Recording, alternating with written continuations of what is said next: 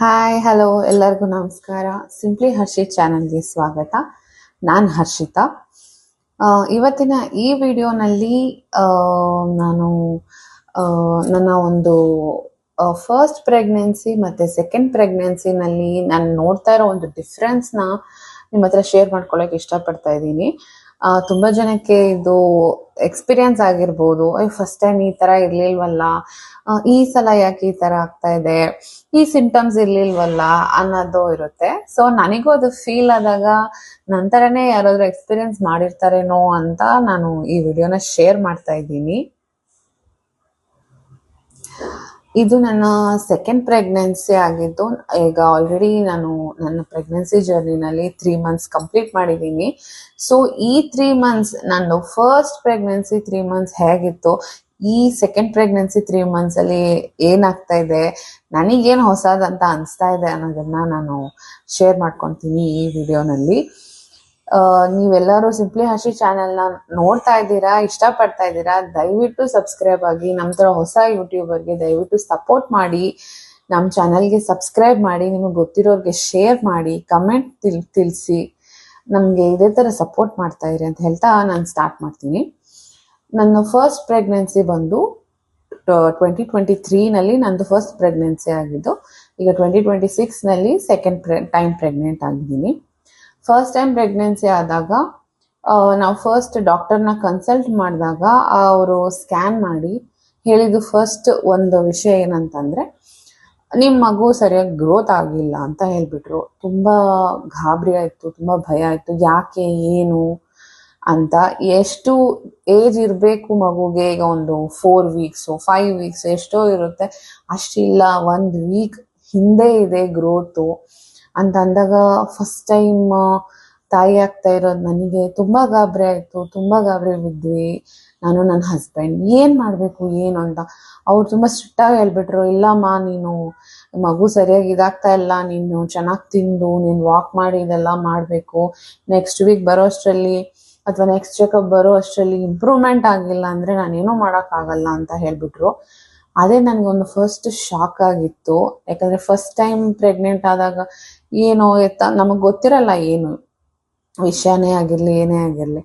So ಆವಾಗ ಇದಾಯಿತು. But ನನ್ನ ಸೆಕೆಂಡ್ ಪ್ರೆಗ್ನೆನ್ಸಿನಲ್ಲಿ ನಾನು ಫಸ್ಟ್ ಹೋಗಬೇಕಾದ್ರೆ ನನಗೆ ಅದೊಂದು ಭಯ ಫಸ್ಟ್ ಇತ್ತು. ಈ ಮಗುಗೂ ಅದೇ ಥರ ಹೇಳ್ಬಿಡ್ತಾರೇನೋ ಏನೋ ಅಂತ ಅಂದ್ಕೊಳೋದೆ. ಬಟ್ ದೇವ್ರ ದಯೆಯಿಂದ ಆ ಥರ ಏನೂ ಹೇಳಿಲ್ಲ. ಇಲ್ಲ, ಮಗು ಕರೆಕ್ಟಾಗಿ ಚೆನ್ನಾಗಿದೆ, ಚೆನ್ನಾಗಿ ಗ್ರೋತ್ ಆಗಿದೆ, ಅದು ಏಜ್ ಎಷ್ಟಿರಬೇಕು ಅಷ್ಟು ವೀಕ್ಸ್ ಅದಕ್ಕೆ ಅಷ್ಟು ಗ್ರೋತ್ ಆಗಿದೆ, ಕರೆಕ್ಟಾಗಿ ಮಗು ಗ್ರೋತ್ ಆಗ್ತಾ ಇದೆ ಅಂದಾಗ ತುಂಬ ಸಂತೋಷ ಆಯಿತು. ಹಬ್ಬ, ಲಾಸ್ಟ್ ಟೈಮ್ ಥರ ಏನೂ ಹೇಳಿಲ್ಲ, ಥ್ಯಾಂಕ್ ಗಾಡ್ ಅಂತ ಅದೊಂದು ಸಮಾಧಾನ ಆಯಿತು. ಇದು ಒಂದು ಖುಷಿ ವಿಷಯ. ನನ್ನ ಫಸ್ಟ್ ಪ್ರೆಗ್ನೆನ್ಸಿನಲ್ಲಿ ಲೈಕ್ ಈಗ ನಾನು ನೋಡಿರೋ 3 months ತನಕ ಅಂತ ಲಾಸ್ಟ್ ಟೈಮ್ ತಗೊಂಡ್ರೆ ನನಗೇನೋ ಒಂದು, ನಾನು ಪ್ರೆಗ್ನೆಂಟ್ ಅನ್ನೋ ಥರನೇ ಒಂದೇನೋ ಫೀಲಿಂಗ್ ಇರ್ತಾಯಿಲ್ಲ, ಅಥವಾ ನನ್ನ ಬಾಡಿನೇ ಆಗಿರಲಿ ನಾರ್ಮಲಾಗೇ ಇದ್ದೆ. ಏನೂ ಅನಿಸ್ತಾ ಇರಲಿಲ್ಲ, ಒಂದು ಸುಸ್ತಾಗ್ತಾ ಇರಲಿಲ್ಲ, ಒಂದು ತಲೆ ಸುತ್ತು ಬರ್ತಾ ಇರಲಿಲ್ಲ, ಒಂದು ವಾಮಿಟೇಷನ್, ಕೆಲವ್ರಿಗೆ ವಾಕರಿಕೆ ಆಗುತ್ತೆ, ಏನಾದರೂ ಒಂದು ಸ್ಮೆಲ್ ನೋಡಿದರೆ ವಾಂತಿ ಬರುತ್ತೆ. ನಂಗೆ ಆ ಥರ ಏನೂ ಇರಲಿಲ್ಲ ನನ್ನ ಮಗನ ಪ್ರೆಗ್ನೆನ್ಸಿನಲ್ಲಿ. ಬಟ್ ಈ ಸಲ ಅದೆಲ್ಲನೂ ನನಗೆ ಫೀಲ್ ಆಗ್ತಾ ಇದೆ ಇವಾಗ. ತುಂಬ ಸುಸ್ತಾಗುತ್ತೆ, ಜಾಸ್ತಿ ಕೆಲಸ ಮಾಡೋಕ್ಕಾಗಲ್ಲ, ತುಂಬ ವಾಮಿಟಿಂಗ್ ಸೆನ್ಸೇಷನ್ ಇದೆ. ಆಲ್ಮೋಸ್ಟ್ ಈಗ 3.5 months ಆಗ್ತದೆ, ಬಟ್ ಸ್ಟಿಲ್ ಇನ್ನೂ ನಿಂತಿಲ್ಲ. ವಾಮಿಟಿಂಗ್ ಸೆನ್ಸೇಷನ್ ತುಂಬ ಇದೆ. ಆವಾಗ ಅನ್ಕೊತೀನಿ, ಅಯ್ಯೋ ಲಾಸ್ಟ್ ಟೈಮ್ ಏನೋ ಸ್ವಲ್ಪ ಆರಾಮಾಗಿದ್ದೆ, ಈ ಸಲ ಯಾಕಿದ್ರೆ ಅಂತಿದೆ. ಅವಾಗ ಸ್ವಲ್ಪ ತಲೆ ಸುತ್ತು ಬರುತ್ತೆ ಬೆಳಗ್ಗೆ ಎದ್ದಾಗ, ಸ್ವಲ್ಪ ಆ ಥರ ಇರುತ್ತೆ. ಸೊ ಅದೊಂದು ನೋಡಿದ್ದೀನಿ ಲಾಸ್ಟ್ ಟೈಮ್ಗಿಂತ ಮತ್ತು ಈ ಟೈಮಿಗೆ ಅಂತ ಹೇಳ್ಬೋದು. ಆ್ಯಂಡ್ ಲಾಸ್ಟ್ ಟೈಮ್ ಕೂಡ ನಾನು 3 months ಆ ಥರ ಇದ್ದಾಗ ನೋಡಿದರೆ ಪ್ರೆಗ್ನೆಂಟ್ ಥರ ಕಾಣಿಸ್ತಾ ಇರಲಿಲ್ಲ. ಅಂದರೆ ಅಷ್ಟು ಹೊಟ್ಟೆ ಅಷ್ಟು ದಪ್ಪ ಅಂತ ಇರಲಿಲ್ಲ. ನಾನು ಹೇಗಿದ್ನೋ ಹಾಗೆ ಇದ್ದೆ. ಸ್ವಲ್ಪ ನಾರ್ಮಲ್ ಡ್ರೆಸ್ಸಲ್ಲಿ ಇದ್ದರೆ ಏನು ಪ್ರೆಗ್ನೆಂಟ್ ಅಂತ ಗೊತ್ತಾಗ್ತಾ ಇರಲಿಲ್ಲ, ಅದೇ ಥರ ಇದ್ದೆ. ಇವಾಗ್ಲೂ ಸೇಮ್ ಹಾಗೆ ಇದೆ. ಬಟ್ ಲಾಸ್ಟ್ ಟೈಮ್ಗಿಂತ ಸ್ವಲ್ಪ ಓಕೆ ಅಂತ ಅನಿಸುತ್ತೆ. ಬಟ್ ಸ್ಟಿಲ್ ಕಂಡುಹಿಡಿಯೋಕ್ಕಾಗಲ್ಲ, ಅದೊಂದಿದೆ. ಲಾಸ್ಟ್ ಟೈಮ್ ಪ್ರೆಗ್ನೆನ್ಸಿನಲ್ಲಿ ಏನಾದರೂ ಕೆಲಸ ಮಾಡಿದ್ರೆ ಆಗಲಿ ಅಥವಾ ಏನೇ ಆಗಲಿ ನನಗೆ ಬ್ಯಾಕ್ ಪೇನ್ ಅಂತ ಏನೂ ಬರ್ತಾ ಇರಲಿಲ್ಲ, ಅಥವಾ ಬಾಡಿ ಪೇನ್ ಆಗಲಿ ಅಥವಾ ಏನು ಆ ಥರ ಏನೂ ಇರಲಿಲ್ಲ, ನಾರ್ಮಲ್ ಆಗೇ ಇರ್ತಾ ಇದ್ದೆ. ಬಟ್ ಈ ಸಲ ಬಂದು ಸ್ವಲ್ಪ ತುಂಬ ಹೊತ್ತು ನಿಂತ್ಕೊಂಡಿದ್ರೆ, ಒಂದು ಹಾಫ್ ಅನ್ ಅವರ್ ಆ ಥರ ನಿಂತ್ಕೊಂಡಿದ್ರೆ ಬ್ಯಾಕ್ ಪೇನ್ ಬರುತ್ತೆ, ಲೋವರ್ ಬ್ಯಾಕ್ ಪೇನ್.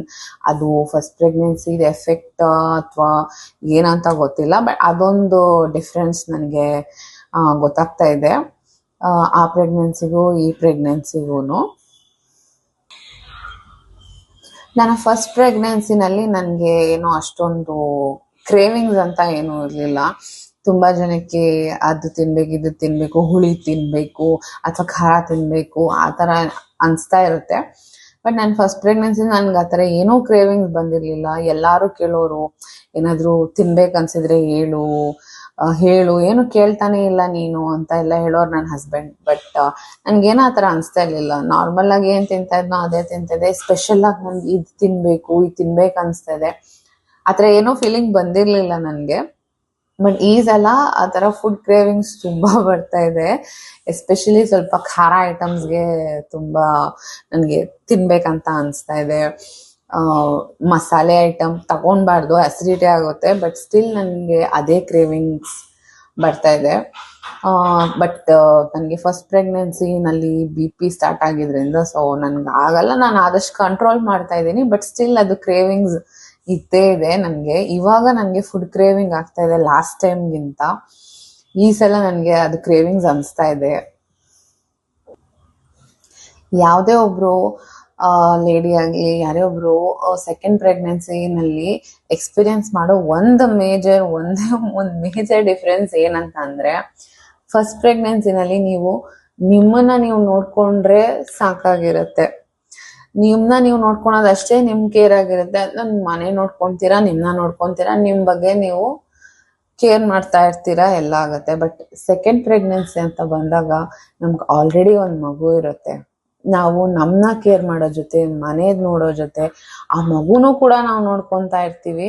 ಅದು ಅಷ್ಟು ಈಸಿ ಆಗಿರಲ್ಲ.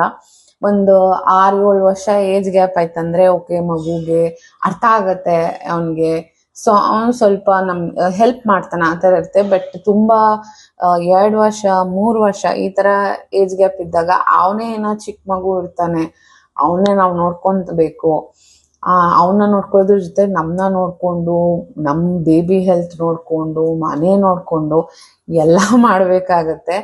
ಸೊ ಫಸ್ಟ್ ಪ್ರೆಗ್ನೆನ್ಸಿಗಿಂತ ಸೆಕೆಂಡ್ ಪ್ರೆಗ್ನೆನ್ಸಿ ತುಂಬ ರೆಸ್ಪಾನ್ಸಿಬಿಲಿಟಿ ಜಾಸ್ತಿ ಇರುತ್ತೆ, ಕೆಲಸ ಜಾಸ್ತಿ ಇರುತ್ತೆ, ಅದನ್ನೆಲ್ಲ ನಿಭಾಯಿಸ್ಕೊಂಡು ಹೋಗ್ಬೇಕು. ಇದು ಆಲ್ಮೋಸ್ಟ್ ಎಲ್ಲರಿಗೂ ಇದೊಂದು ಮೇಜರ್ ಡಿಫ್ರೆನ್ಸ್ ಫಸ್ಟ್ ಪ್ರೆಗ್ನೆನ್ಸಿಗೂ ಸೆಕೆಂಡ್ ಪ್ರೆಗ್ನೆನ್ಸಿಗೂ ಇರೋದಂತ ನನ್ನ ಪ್ರಕಾರ ಅನಿಸಿದ್ದು. ನೀವು ಯಾರಾದ್ರೂ ಪ್ರೆಗ್ನೆಂಟ್ ವುಮೆನ್ ಸೆಕೆಂಡ್ ಟೈಮ್ ಅಥವಾ ಫಸ್ಟ್ ಟೈಮ್ ಯಾರೇ ಇರಲಿ, ನಿಮ್ಮ ಎಕ್ಸ್ಪೀರಿಯನ್ಸ್ ಹೇಗಿದೆ ಅಂತ ಕಮೆಂಟ್ನಲ್ಲಿ ನನ್ನ ಜೊತೆ ಶೇರ್ ಮಾಡಿ, ನನ್ನ ಜೊತೆ ಹಂಚ್ಕೊಳ್ಳಿ. ಯಾರ್ಯಾರು ಸಿಂಪ್ಲಿ ಹರ್ಷಿ ಚಾನಲ್ನ ಫಸ್ಟ್ ಟೈಮ್ ನೋಡ್ತಾ ಇದ್ದೀರಾ, ದಯವಿಟ್ಟು ನನ್ನ ಚಾನಲ್ಗೆ ಸಬ್ಸ್ಕ್ರೈಬ್ ಆಗಿ, ವಿಡಿಯೋನ ನೋಡಿ ಲೈಕ್ ಮಾಡಿ, ಶೇರ್ ಮಾಡಿ. ನಿಮ್ಗೆ ಯಾರಾದ್ರೂ ಗೊತ್ತಿರೋ ಜೊತೆ ಶೇರ್ ಮಾಡಿ, ದಯವಿಟ್ಟು ಸ್ಪ್ರೆಡ್ ಮಾಡಿ. ನಮ್ಮಂಥ ಯೂಟ್ಯೂಬರ್ಸ್ಗೆ ಹೆಲ್ಪ್ ಮಾಡಿ, ಸಪೋರ್ಟ್ ಮಾಡಿ. ಇದೇ ಥರ ಇನ್ನೂ ವಿಡಿಯೋಸ್ ಮಾಡ್ತಾ ಇರ್ತೀನಿ. ದಯವಿಟ್ಟು ಸಿಂಪ್ಲಿ ಹರ್ಷಿ ಚಾನಲ್ನ ನೋಡಿ ಸಪೋರ್ಟ್ ಮಾಡಿ. Thank you.